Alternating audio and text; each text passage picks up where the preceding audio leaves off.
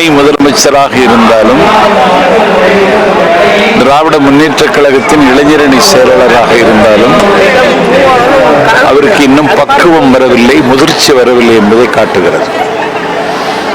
விஜயின் பெயரை சொல்லுவதற்கே தவிர்த்தவர்கள் தாவேக்காவின் பெயரை உச்சரிப்பதற்கே தயங்கியவர்கள் இன்றைக்கு எங்கள் தளபதி விஜயனுடைய வருகை, தாவேக்காவின் வளர்ச்சி, தமிழ்நாட்டு மக்கள் தாவேக்காவுக்கு தருகிற வரவேற்பு கண்டு அச்சத்தில் உறைந்திருக்கிறார்கள்.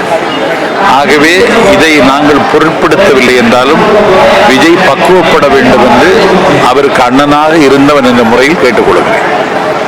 ஒரு 5000 மகளிர் அவர்கள் வங்கி கணக்கில் வர வச்சிருந்த மகளிர் எல்லாம் மகிழ்ச்சியா இருக்கிறார்கள் சொல்லி மகளிருக்கு இது ஒரு ட்விஸ்ட், எதிர்கட்சிகளுக்கு ஒரு ஷாக் என்று முதல்வர் சொல்லியிருக்காரு. அது நீங்க இல்ல, எல்லா மகளிருக்கும் தெரியும் நம்மை ஏய்க்க போகிறான், நம்மை ஏமாற்றுவதற்கு திட்டமிடுகிறான், அதற்கு தருகிற அச்சாரம் தான் இந்த அச்சாரம் என்று எல்லா மகளிருக்கும் தெரியும்.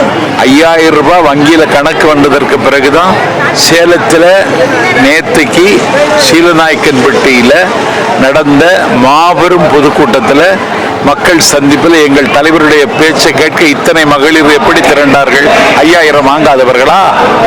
ஆகவே 5000 தருவதற்கு இவர்கள் மீண்டும் ஆட்சிக்கு வருவதற்கு தமிழ்நாட்டு மக்களுக்கு தருகிற அச்சாரம். இவர்கள் ஆட்சிக்கு வர முடியாது, அதற்கான வாய்ப்பு இல்லை.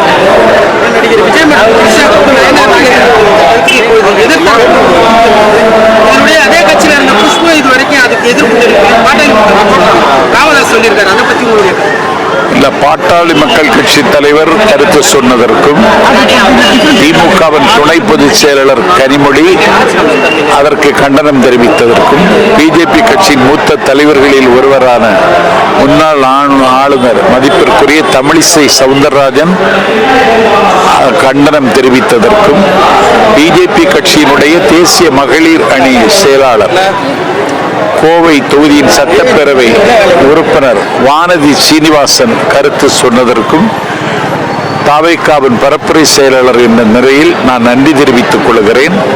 ஆகவே இன்றைக்கு எதிரிகளினுடைய இதயங்களையும் எங்கள் தலைவர் கவர்ந்திருக்கிறார் என்பது இந்த நடவடிக்கையின் மூலம் அப்பட்டமாக வெளிச்சமாகி இருக்கிறது. இல்ல, நண்பர் நயினார் நாகேந்திரன் நான் சொன்னது திரும்ப பெற்றுக்கொள்கிறேன்னு சொல்லுவதுதான் அவருக்கு அழகு. இல்லை என்றால் அவர்களை பிஜேபி தலைமை திரும்ப பெறுவதற்கு அபாயம் இருக்கிற என்பதையும் நயினார் நாகேந்திரனுக்கு நாஞ்சில் சம்பத் நினைவுபடுத்துகிறேன்.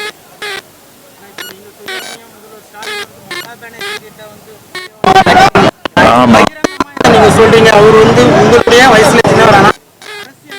என்னோட வயசுல கூடினவர், வயசுலயும் சின்னவர், அரசியல் அனுபவத்திலும் சின்னவர். ஆனா ஒரு தமிழக முதல்வர் இப்படி பகிரங்கமா சொல்றது இல்ல, அந்த மம்தா பானர்ஜிக்கு துணிச்சல் உங்களுக்கு ஏன் இல்லைன்னு கேட்கறதுக்கு தான் இதை சொன்னேன்.